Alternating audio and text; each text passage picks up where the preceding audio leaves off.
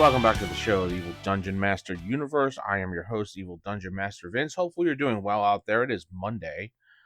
Time for another podcast. If you haven't already, go to theevildm.com and sign up for the website newsletter, which gives you a email every time I post. So when I post up a new podcast, you'll get it directly to your inbox. You don't have to go anywhere or do anything. Just hit play and listen to the podcast. Ask the DM at theevildm.com is my email address, and you can go there and send me an email address if you want to leave me feedback or whatever. Ko-fi.com/theevildm is where you can support me, as well as youtube.com/theevildm/join, I believe it is, for 99 cents a month. Anyway, now we got those things out of the way. It is time to talk about Advanced Dungeons and Dragons, the thing everybody's been waiting for, the thing that everybody shows up for on this podcast. What are we going to talk about this week, Vince? I don't know, Vince. What are we going to talk about? Let's talk a little bit about, let's look at the Unearthed Arcana again and talk about elves.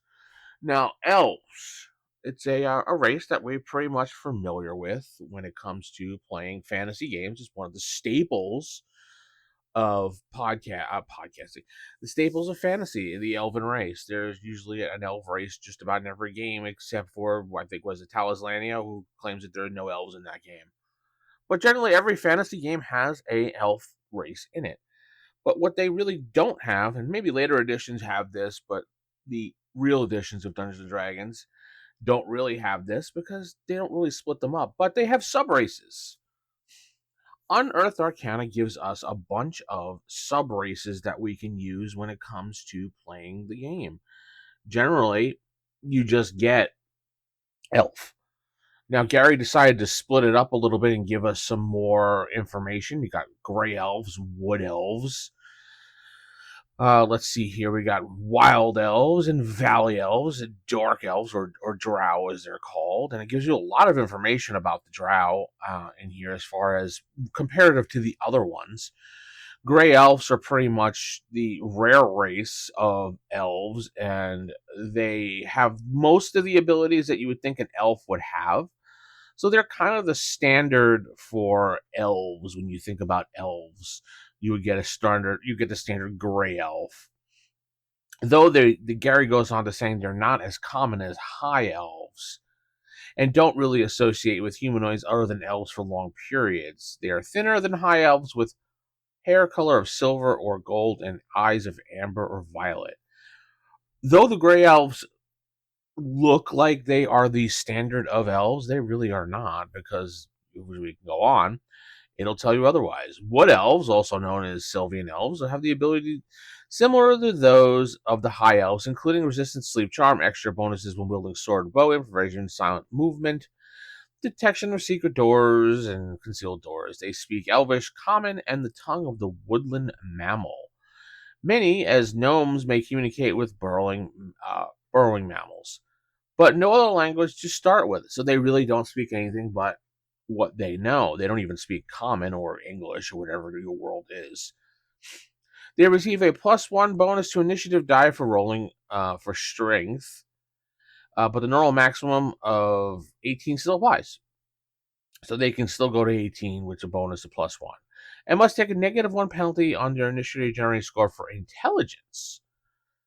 So there's the difference between the Wood Elf and the whatever Gray Elves or High Elves. They have a +1 to their strength and a -1 to intelligence, when elves usually have a minus to strength and +1 to intelligence. Wood Elves are more reserved than Gray Elves and do not mix with organized societies or other races on a recurring basis. Wood Elves have fair complexions, with hair ranging from copper red to blonde and eyes of light brown to light green and hazel. Wild Elves, or the Grugach, shun outsiders, even though more fervently than other races, and are xenophobic even with regard to other elven races. They have the standard elf characteristics of resistance to sleep and charm bonuses to hit with a bow and sword, improvisation, and moving silently, and the detection of secret doors and concealed doors. Most of them speak Elvish language exclusively, though a player character may know some of the common tongue as well. Wild Elves are very strong, receiving a +2 bonus to their strength die up to a maximum of 18, of course. Wild Elves deal with other woodland creatures as if an animal friendship spell was in operation. They can set pits, traps, snares, natural traps with 90% chance of success. As shown on the character race table 1, they are more limited than other elves and classes, and they can practice. They can only be druids, fighters, or thieves, including assassin or acrobat, and can only be fighter, thief, multi-class. They are similar in appearance to wood elves, but smaller, thinner, and very fair. I've seen a bunch of wild elves play in my campaign, and generally the people play them as nutty people from the forest, so to speak. I don't know why that stereotype came out, but it did. Valley Elves are thought to be an offshoot of the Gray Elves and have all the powers and abilities of the subrace, plus the ability to speak the Gnomish language.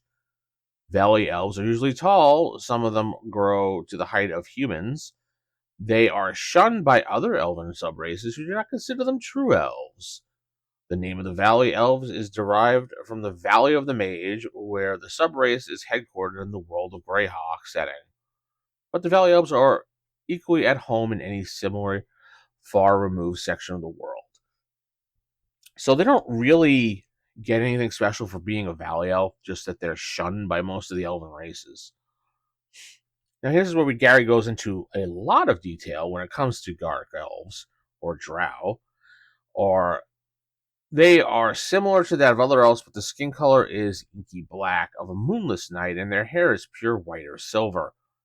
Classes open to the Dark Elf player are cleric, fighter, including ranger, cavalier, magic user, thief, including thief, acrobat, and assassin. Males and females of this subrace differ in the maximum level attainable in cleric, fighter, magic user, and classes. The Drow are generally evil and chaotic in nature, though player characters are not required to be so. You don't have to be a chaotic evil Drow if you want to play. You can also just be Dark Elf, you don't have to be just a Drow.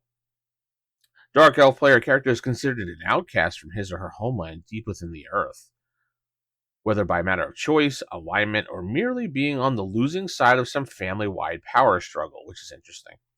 So the way to play a Drow or a Dark Elf in your campaign is that they were either a different alignment from the clan that they're part of or family, or they were part of some war that chased them out, or just because they were on the losing side of some sort of power struggle or family issue that they had to leave. As such, Drow characters do not have immediate access to weaponry, armor, cloaks, and poisons that are normally found in the possession of a non-player character of the subrace. The 50% magic resistance possessed by an NPC Dark Elf is likewise not a property of player characters who have abandoned their homeland, so you don't get that. It is likely this power is a result of extended dabbling in the dark arts, as well as the effect of their environment.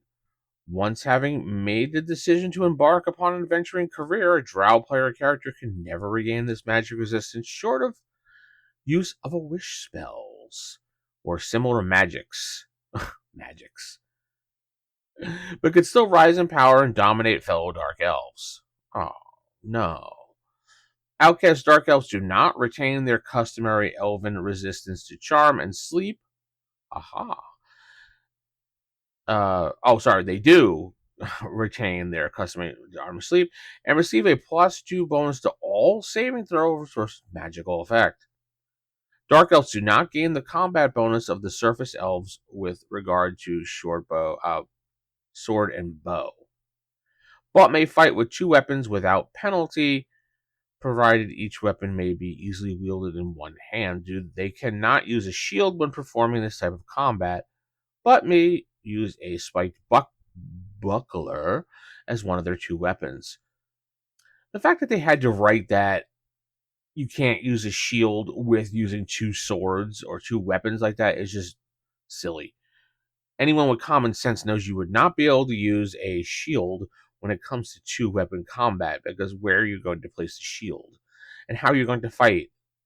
Sure, you could use the buckler as a secondary weapon to fight with, but you're not going to be able to fight with 2 swords and a shield. So, Drow can speak the common tongue, the language of the undercommon, the trade language of those who dwell beneath the earth, plus the Elvish and Gnomish language, as well as other languages up to the limit prescribed by their intelligence score. In addition, Dark Elves speak, in quotes, the silent tongue of the subterranean dwellers, a language of complex hand signals and gestures combined with facial expressions and body language. So, sign language is what Gary is saying here. And this also goes into the fact of the alignment languages. That was always kind of a hand gesture. No one actually knew what the alignment languages sound like or even did. It was kind of a weird worded explanation of what they were. At least this gives you some type of thing. The range of communication in this silent language is only 30 feet. Wow. But it is informative as any other language within that range. Only the Drow may fully master this tongue, though other races may be taught its basic signs and symbols. Dark Elves have infravision out 12 inches range. The base movement of a female Drow is 15, while the male is a 12.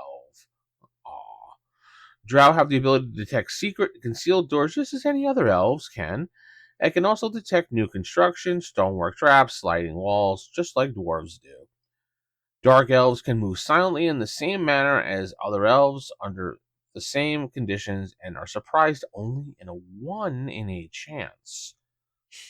All dark elves have the innate ability to use the following magical spells once per day: dancing lights, fairy fire, darkness, 5-foot radius. Upon attaining 4th level in any class, the Dark Elves gain the ability to cast Detect Magic, Know Alignment, and Levitate once per day. Females of 4th level or higher can use Clairvoyance, Detect Lie, or its reverse, Detect Truth, Suggestion, and Dispel Magic each once per day. Who's detecting truth? I get Detect Lie, but I want to make sure you're telling the truth. So I'm going to Detect Lie on you. No, I'm going to Detect Truth on you. Okay. Ability scores for Drow characteristics may be generated either by normal means or by the method described on page 34 of the Fiend Folio. At the option of the DM, if the latter method is used, the adjustment of the initial die rolls for the elves given in the penalties and bonus race selection handbook do not apply. Interesting. Drow are affected by light in the same manner as Grey Dwarfs. They will prefer to travel at night or in gloomy, overcast conditions when they venture out into the surface world. So the Grey Dwarfs, let's see here. The Grey Dwarfs. If the Grey Dwarf is located in darkness or deep shadow but is attacking, no, that's not it. Let's see here. So it says that their enhanced ability to gain surprise is negated. Character's dexterity is effectively reduced by 2 for the duration of the exposure, with all penalties to armor class, thieving abilities, except blah blah blah blah. All their attacks at made it -2, and any opponent saving throw versus Grey Dwarfs are attacks at made it +2. So that would pretty much apply to the Dark Elf. Yeah, so the same thing would apply to the Drow when it comes to being in the sun. I don't know. I think I've played in one game where we were Dark Elves or Drow, and it was a convention. It was actually at Mepicon back when I was in Pennsylvania, and the whole group was Dark Elves, and we had one mission, and I don't even remember what it was. And it was just basically everybody was chaotic evil because that's what the DM gave us. And he basically said it was only a matter of time before the whole party turned on one another because we were all chaotic evil. I think it took 15 minutes in the campaign in the convention before one person decided to smack another person because they couldn't stand them. And then it turned into complete chaos and everybody started attacking one another. And I was just like, this is dumb. I didn't understand really why the DM set up this scenario when it came to playing all Drow on a mission, even though we were all chaotic evil. It just didn't work in my mind. But I wanted to see what it was all about. And yeah, it really just doesn't work. You can't make a an entire party of 8 people, chaotic evil Drow, work together and try to get through an adventure without wanting to slice each other's throats. Now, if they were lawful evil, I would think maybe it'd be a lot easier. But everybody was chaotic evil, so they were out for themselves, and the ultimate evil as you can be. So it was only a matter of time, which, like I said, was like 10, 15 minutes. And then everybody killed one another, and that was the end of the session for the campaign inside the convention, which I was just like, all right, this was kind of a waste of time. But you know what? I got to experience it and see what it was all about. So that's all that really mattered. I don't know. Tell me what you think about these different elf subraces and how they affect your campaign. Do you use them in your campaign at all? Do you allow dark elves in your campaign? And if you do, how do you modify it? Do you allow it as Gary listed in the book, or do you go for something a little bit different in your world? I'd like to know. Tell me in the comments, either on Spotify or on the YouTube. With that said, I'm going to head out. Keep it original, keep it old school. Good night. God bless, and we'll keep praying.